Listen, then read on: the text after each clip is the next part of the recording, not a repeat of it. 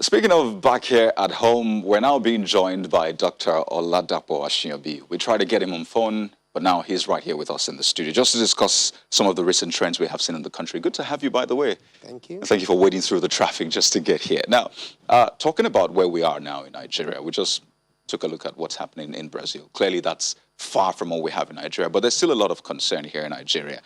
Seeing the cases have been dropping in recent times, there have been a lot of reasons to that. But what do you think? Do you think it's as a result of something we're getting right, or this is just a normal phase in the life of the pandemic?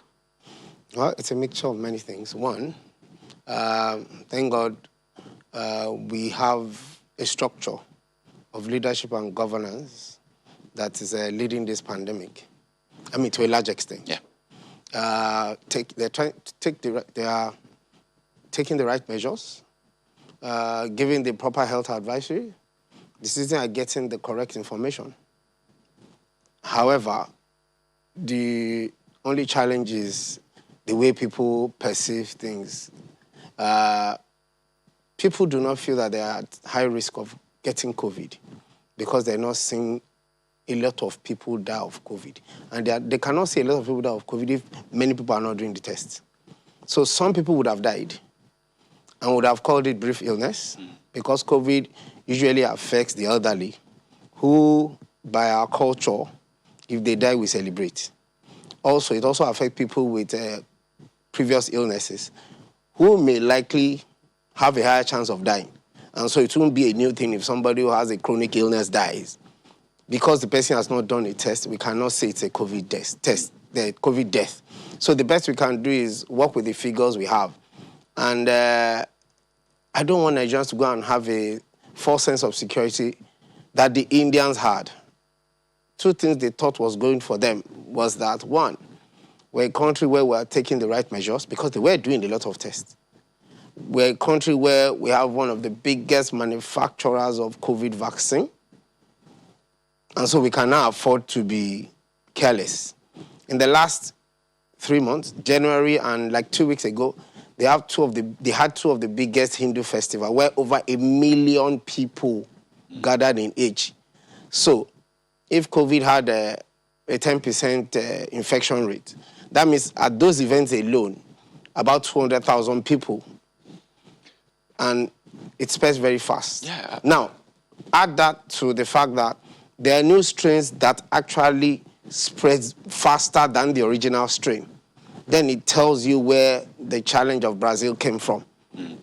It's just, I mean, it's quite interesting. So Yeah. the picture you're painting now is that there might still be a lot of challenges ahead for the nation. A lot of things will have to combat. So it brings me to this next point. It is said prevention is said to be better than cure.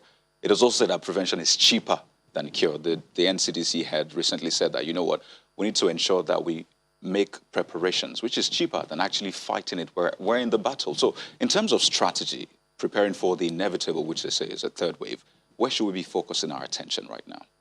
Well, we should ramp up testing because that is the gold mine of understanding how well your epidemic is moving.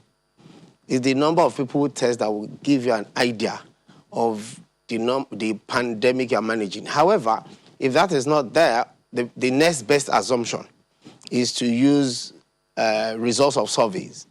NCDC and Nigerian Institute of Medical Research did a survey earlier this year, and they found out in Lagos, the people who had COVID in their blood, even though they didn't do an official COVID test, it's a community survey, were 1 out of 4.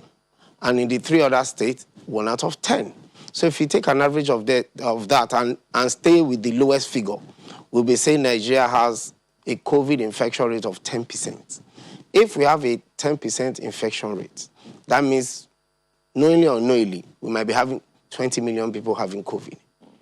Yes. And if that is it, if you look at the death rate of COVID, it's usually between 1 to 3% of those who are positive. 1% of 20 million is like 200,000. So we might be sitting on a gunpowder of 200,000 unknown deaths. Wow. Just because we are not doing. So if I was planning, if I was going to advise, I would say, please walk in that light. Assume that you're only seeing about 2,000 deaths, but another 198,000 is below the surface. And people say, well, this person died of brief illness.